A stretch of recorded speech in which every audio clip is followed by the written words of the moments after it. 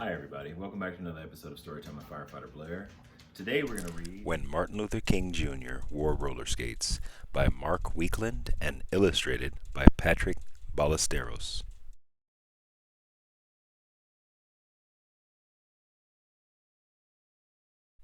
When Martin Luther King Jr. was 8 years old, a woman in a department store lunged at him and slapped him. "You stepped on my foot," she yelled. Martin didn't know the angry white woman standing in front of him, but he stayed calm. Although he was shocked, he simply walked away. Martin was a child who learned to overcome difficulties without violence. Like his mother, he was gentle and caring. Like his father, he was determined and fearless. Martin drew on these childhood traits as he grew up. He became a leader admired by millions of people around the world.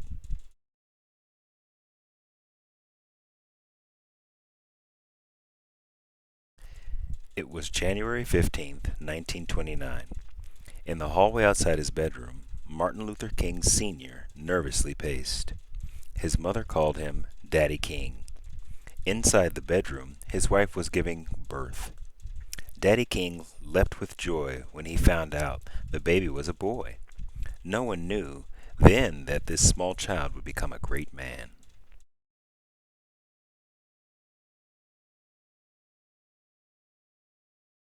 The Kings named their son Michael, after Daddy King.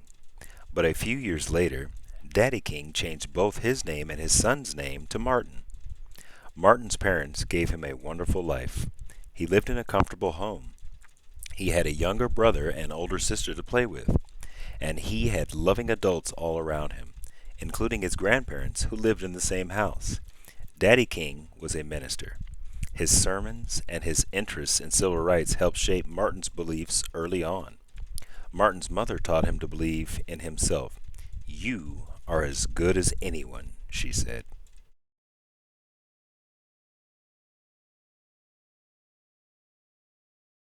In Martin's family, church was an important part of life. Once his father hosted a guest preacher from Virginia. The man talked to folks about joining the church. Martin's sister was the first one to sign up. When he saw her joining, little Martin decided to join too. "You're only 5 years old," said the preacher. "I'm not going to let my sister get ahead of me," Martin said. "I'm joining next."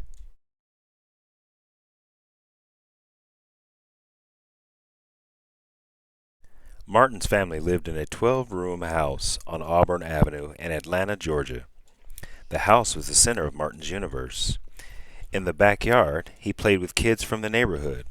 He roller skated and biked up and down Auburn Avenue with his friends. At school, Martin got along with the other children, but there was a school bully. When that bully hit him, Martin refused to fight back. He knew violence was not the answer.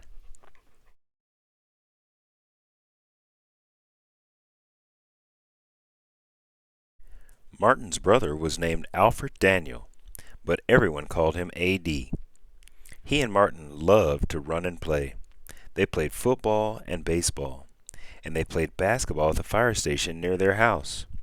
Because of racial segregation, no black men or women worked there, but at the station, kids of different races all played together. Every evening, the Kings sat down to eat dinner together. Martin's father insisted that no one eat until he got home. When Daddy King got home late, the kids were starving, but they still couldn't eat. First, they had to recite a Bible verse. The boys were smart. The verse they often picked was just 2 words: Jesus wept.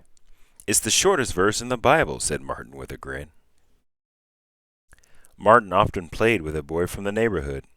It didn't matter to Martin that the boy was white. The two of them were good friends. One day the boy's father told his son that he could no longer play with Martin. Martin didn't understand why the boys couldn't be friends. "Why?" he asked Daddy King. "Why did his father say we can't play together?" Martin's parents told him about race and segregation. They told him that black people were often treated terribly. Martin was shocked. He decided he should hate white people. "You should not hate the white man. It's your duty as a Christian to love him, said his parents. Martin had a hard time understanding this. How can you love a race of people who hate me and who are responsible for breaking me up with one of my best childhood friends? He asked. You must try, said his mother. One day I'll change things, said Martin. One day I'm going to turn this world upside down.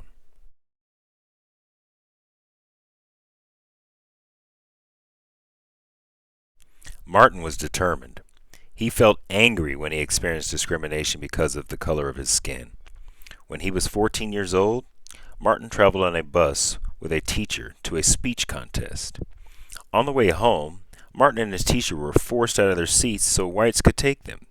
It was a 90-mile trip. Martin and his teacher stood for 3 hours on that ride home. Martin later said, "It was the angriest I could have ever been in my life."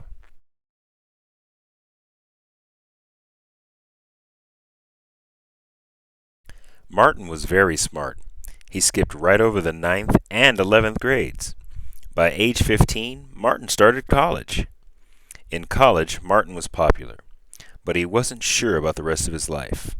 He had always thought he would become a minister like his father, but he began to question his faith. Eventually, though, he came back to his roots. "I have decided to lead a church," he told his father.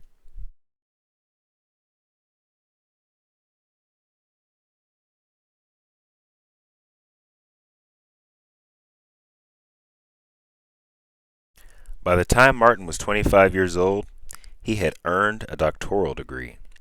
He married Corietta Scott. Like Martin, she believed in the importance of peace. The couple settled in Montgomery, Alabama, and had 4 children. Martin's parents were proud when he became a pastor of the Dexter Avenue Baptist Church. His father, Daddy King, was especially happy.